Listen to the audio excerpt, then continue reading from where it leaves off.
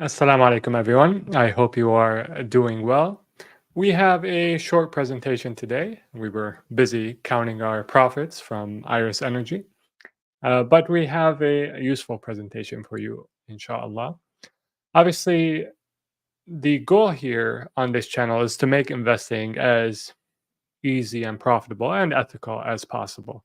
And so, in this live, I'm going to go over some highlights from a report that recently came out from the International Energy Agency talking about the state of investing in renewable energy, because I found the report quite interesting and quite directive in terms of where I should be focusing my attention in terms of looking for the next Iris Energy or the next multi-bagger for PIF, and hopefully this helps you with your own investing strategy. So without further ado, let's get started.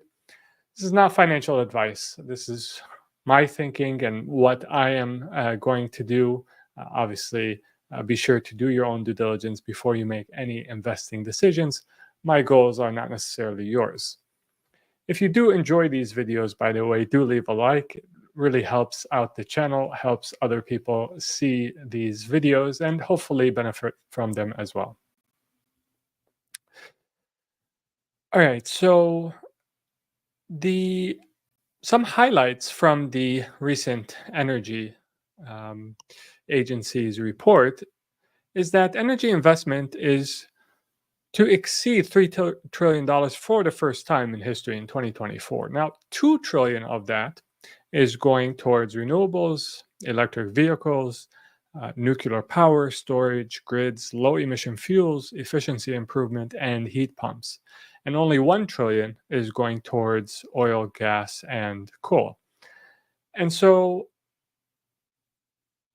the investments in renewables are 2x the investments in oil and gas. And if someone were to ask me, hey, I have investments in oil and gas that I've set aside for the long term, I would say you may want to rethink that strategy, because I do think that these are areas that are going to receive less and less attention from investment dollars moving forward. So oil may be uh, oil more than gas, but oil may be a trade. But as a long-term investment, you may want to be cautious before you set it and forget it in your portfolio. The following chart shows you the growth in investment annually in clean energy by selected country and region. So you can see China went from around 550 billion annually to close to 900 billion between 2019 and 2024. The United States had um, growth from around 400 billion to around 500 billion. The European Union had more growth on a percentage basis, so going from around 250 billion to around 450 billion. And India and Latin America followed the same trend. Southeast Asia and Africa are lagging the world in terms of their transition to clean energy. So, the moral of the story here is that if you can find plays in these hot areas for clean energy, if you can find best of breed in these areas, the ones that we mentioned, grid, nuclear, and efficiency, heat pumps, if you can find best of breed players in those areas, then I think you'll do quite well. Now, also noteworthy in this report is the fact that solar accounts for more than all the other technologies. So, if you look at this chart, you can see solar is in the turquoise, the light blue color, and then all the other technologies are in the darker blue.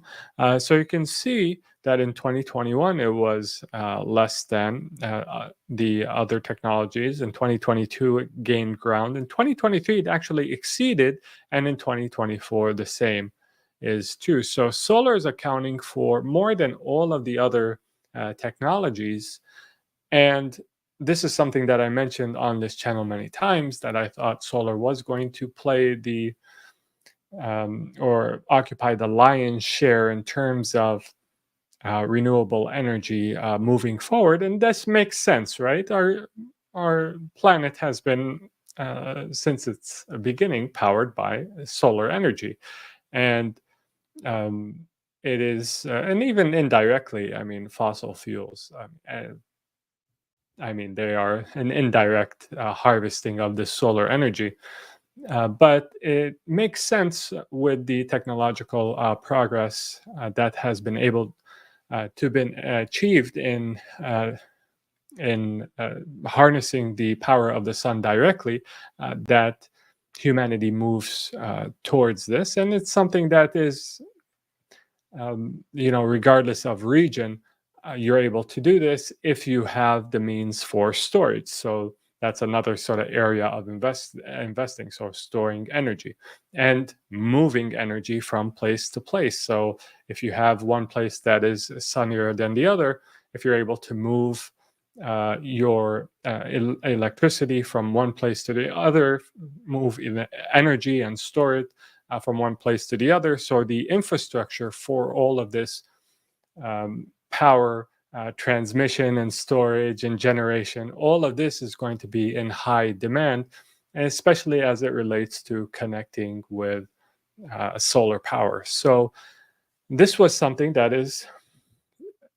a smart investor will look at and say, hey, there's a lot of opportunity here. And again, I wouldn't go at first order implications of this. I would go at second order and third order implications. So, for example, solar panels, investing in solar panels may not be the best idea. Solar panels, to a large extent, have become really commodities at this point. Their margins are getting thinner and thinner. However, technologies associated with solar panels, for example, microinverters, may be a good play here. And other second and third order derivative plays will probably yield better returns than directly investing in, for example, solar panels.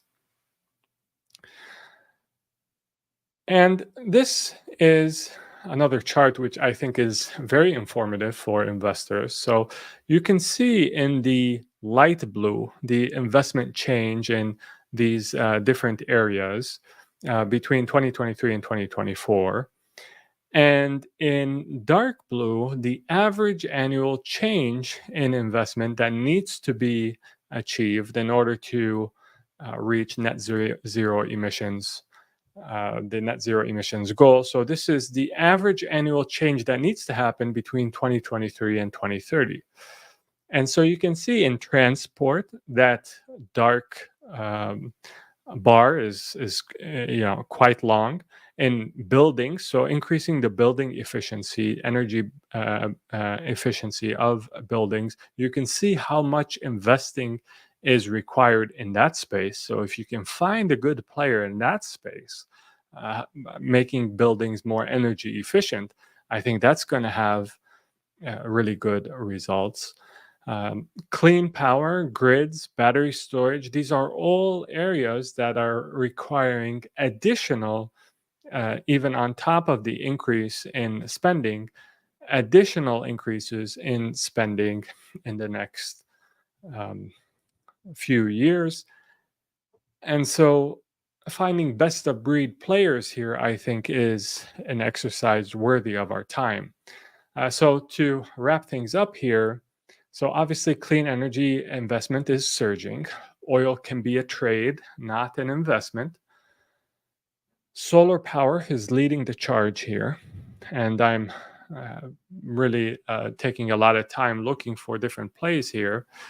Promising areas of investment include nuclear. This is something that we don't have in our portfolios yet, but we are looking at potential candidates.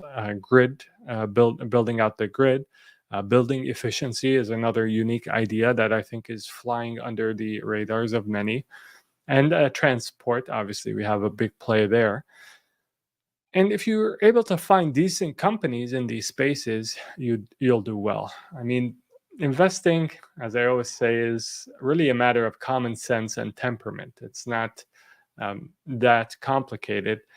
The idea here is that to do well, you basically just have to follow an industry that is growing rapidly. And as we saw, renewable energy is growing rapidly. The dollars that are being poured into the space is growing rapidly year after year, and they're projected to grow, continue to grow rapidly for the foreseeable future. Once you find an industry like that that's growing at a fast pace, all you need to do is find a good company in that industry, and then it becomes hard not to do well as an investor.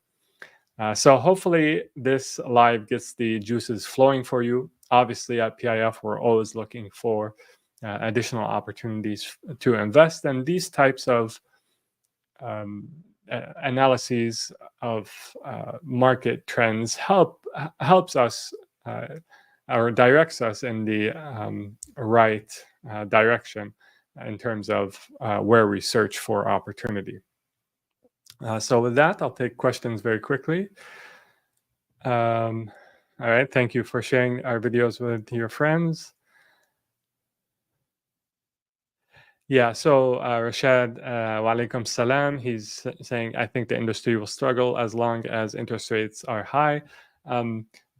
Certainly, I think that a reduction in rates will improve the performance of the industry. But there are a number of players that have already been doing very well, which I have been looking at recently. So even despite the interest rate environment, they have been doing very well. And I think a more favorable interest rate environment, to your point, will only pour more accelerant on their progress. All right, guys. Like I said, if you do enjoy these lives, leave a like, subscribe, hit the notification bell so you know when we go live next. Until next time, make sure to take care of yourself, and assalamu alaikum. Peace be upon you all.